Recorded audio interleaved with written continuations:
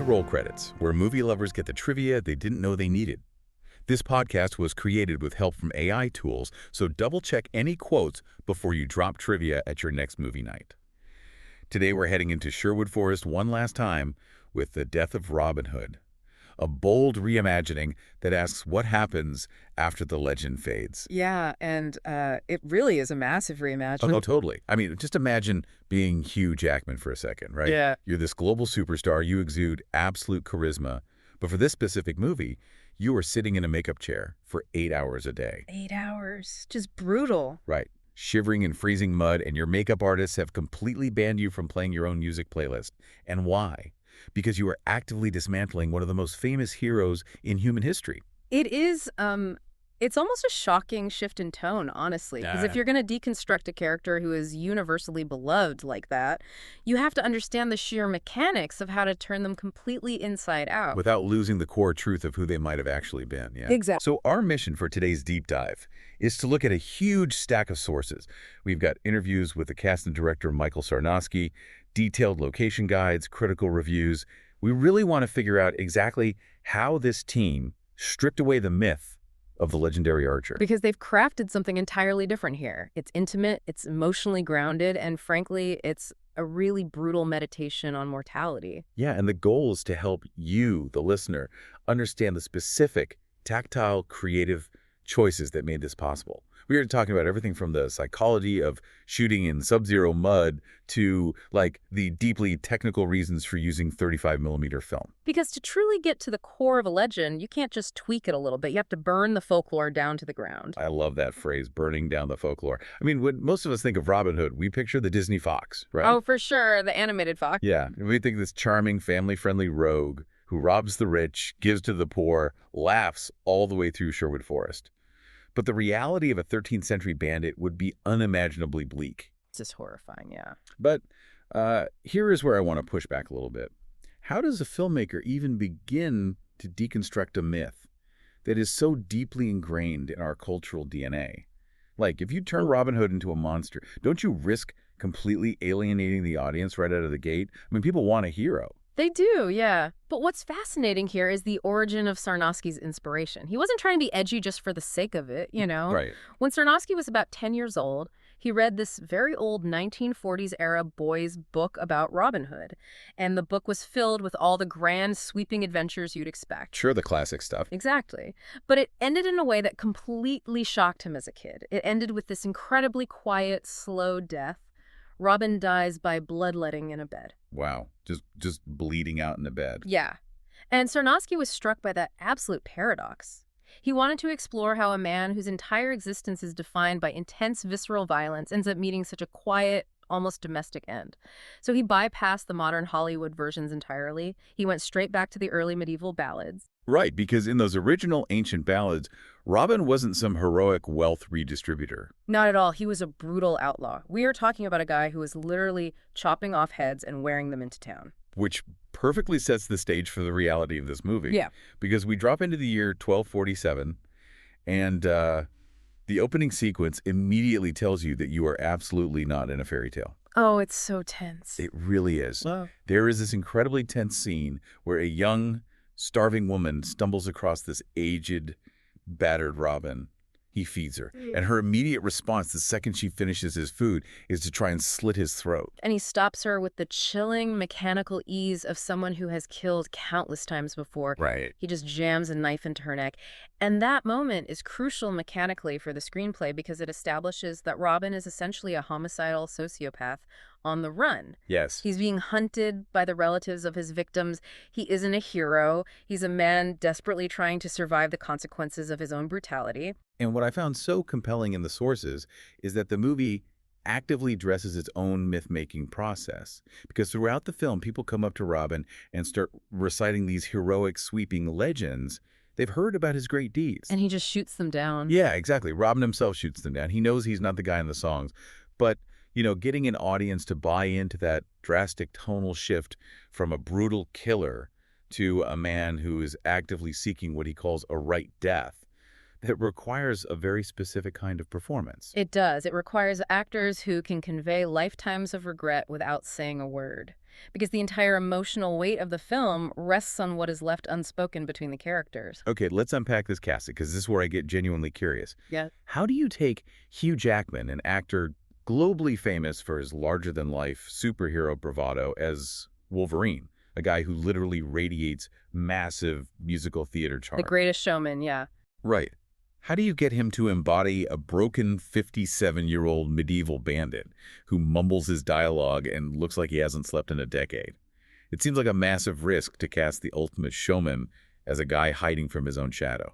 It really seems counterintuitive at first, but it's a brilliant choice precisely because it uses his hidden strengths. Sarnoski cast Jackman not just for his obvious action capabilities, but for his profound intelligence as an actor. Interesting. Sarnoski noted that Jackman has this incredible ability to constantly assess everyone in a room. It's like watching a bomb disposal expert walk into a building. He isn't looking at the furniture, he's looking for the tripwire. Oh, that's a great analogy. And in the film, Robin survives by scanning every face for a lie. He has to be the sharpest person in the room just to stay alive. There are definite intentional parallels here to Jackman's role in Logan. Oh, for sure. Both are older, battle-weary anti-heroes confronting the physical and moral toll of a lifetime of violence. And, man, the physical toll is no joke either. The transformation Jackman went through is wild. To look that unrecognizable, to have that specific weathering of a 13th century outlaw. He was sitting in the makeup chair for 8 hours a day. I can't even imagine. 8 hours. Think about the math on that for a production schedule. If you were shooting for a 12-hour day and you spend 8 hours in a chair, when are you sleeping? You aren't. Honestly, it's an incredible test of psychological and physical endurance before you even step onto a freezing set. Oh, and the behind-the-scenes trivia from those makeup sessions is fantastic. To pass the time during those massive 8-hour blocks, Jackman kept trying to play his own music. Right, I read about this. Yeah, he has this eclectic mix like a lot of 70s tracks, Bruce Springsteen, upbeat pop. But his glam team, Sean Flanagan and Pamela S. Westmore, completely banned his playlist. They literally could not handle the mix. They just vetoed Wolverine's music entirely. That's so funny. But, it really speaks to the intense, confined environment they were working in. And that sense of confinement of people forced into a shared claustrophobic space is perfectly mirrored in the film when Robin is taken to the Priory. Yes, that whole second act. Exactly. That's where he meets Sister Bridget, played by Jodie Comer. And Jodie Comer brings such a massive stillness to the role. She plays the prioress who cares for him.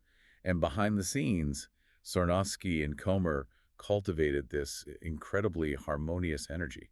Yeah, Comer actually joked in one of the interviews that the set was so peaceful because there were, quote, like 8 Pisces working on the film. That's amazing. But she pointed out something profound about the narrative mechanics of those scenes. She noted that every single character on that island is wearing a mask. They are all running from something or pretending to be something they completely aren't. And that extends perfectly to the supporting cast, too. You have Bill Skarsgård playing Little John, but it's a completely domesticated Little John. Yeah, living under an assumed identity. All right, there's a farmer named Edward. He's got a wife and child, and he's desperately trying to keep the lid on his own violent past. Right. You also have Noah Jupe bringing great depth, and Murray Bartlett, who has this breakout role as a mysterious, wise leper who ultimately helps shift Robin's perspective. It's a powerhouse ensemble. It really is.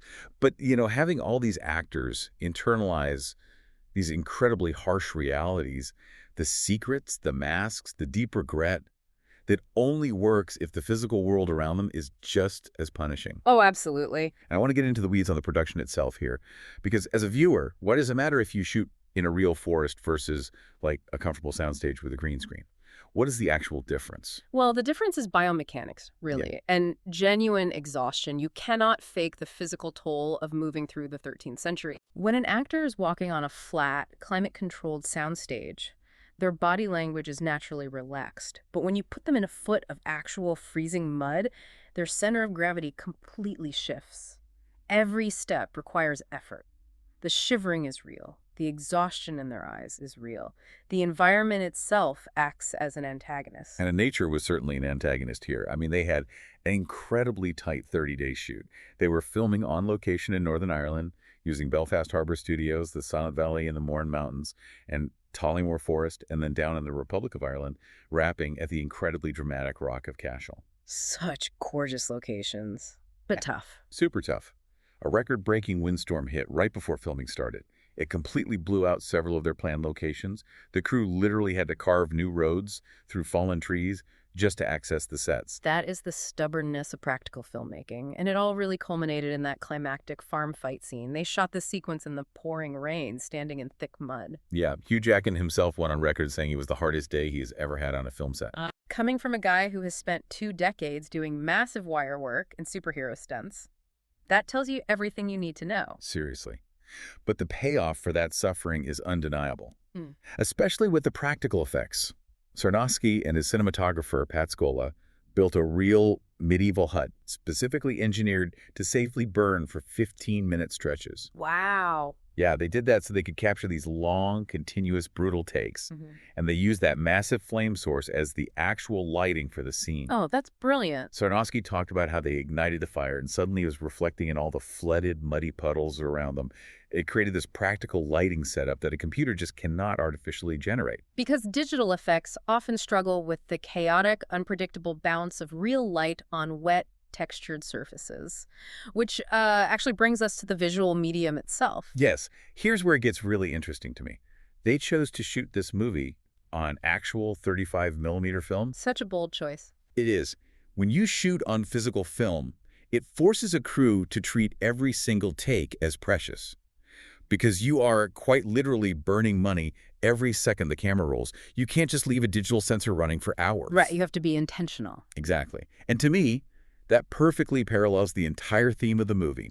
You have a dying man who is suddenly realizing the absolute preciousness of his remaining time, being filmed in a medium where time and footage are literally finite. That is a brilliant thematic parallel. But on a purely technical level, too, Scola used that 35mm format to capture a visceral, ancient sense of place. Film grain physically captures light differently than digital pixels do. Right. Digital sensors are flat and precise, but film crystals are chaotic. It makes the dirt look dirtier, it makes the shadows feel deeper, and it makes that practical firelight feel incredibly warm and alive. Okay, but here's something from the production notes that genuinely confused me, and I need you to explain the mechanics of it. Sure, lay it on me. So the film starts in a wide 2.39 epic aspect ratio. That's what we expect from a sprawling historical action movie, right? Right, the classic widescreen look. But when Robin is gravely wounded and arrives at the Priory, the screen actually shifts right in front of your eyes. It changes to a boxier 1.66 aspect ratio. Why do that?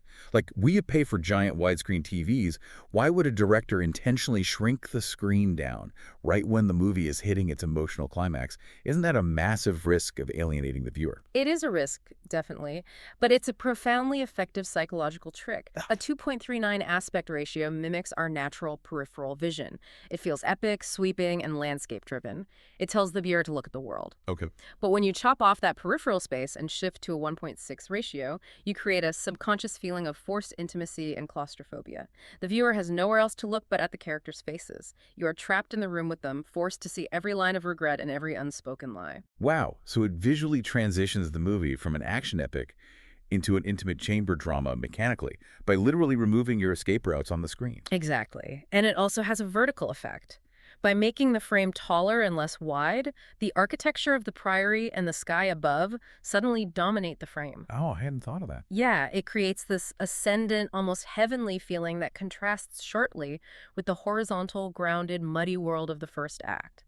All of that, the mud, the physical film, the shifting aspect ratio, it all ultimately serves a deeper philosophical purpose, which is a meditation on the end of life. The visual shift from a dim, gray world lit only by violent firelight into a beautiful, sun-drenched, ethereal space perfectly mirrors Robin's internal journey. So what does this all mean for you? As you listen to this, think about your own life.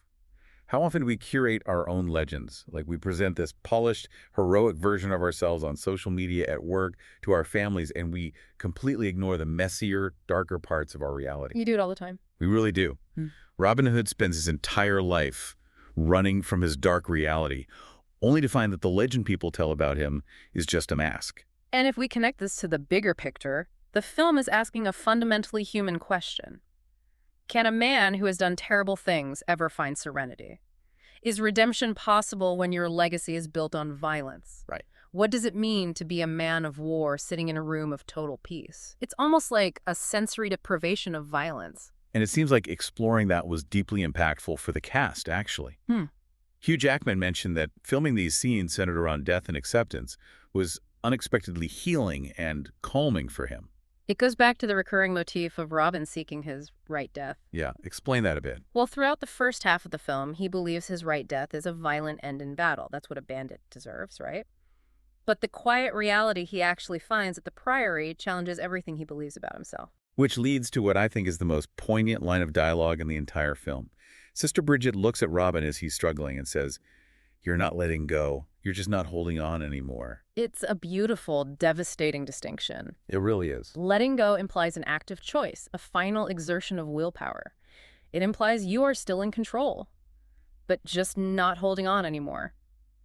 While that is about exhaustion, it's about finally dropping the mask, surrendering the muscles you've used to carry your own legend, and just accepting the end. It leaves you with so much to think about. Our sources today mentioned over and over that history is always written by the winners, eventually twisting into glorified fan fiction. Golly. If Robin Hood's legendary altruism was just a coat of paint hiding a brutal truth, it makes you wonder, what widely accepted modern legends with cultural narratives are we currently viewing through rose-colored glasses, just waiting for a future generation to deconstruct? That's a great question to leave on. And that wraps our journey through the death of Robin Hood. If you enjoyed this episode, follow Roll Credits and share it with your fellow movie fans. And let us know what film we should cover next, old or new. We'll be back soon with more trivia, more movie magic, and another legendary story waiting to be told.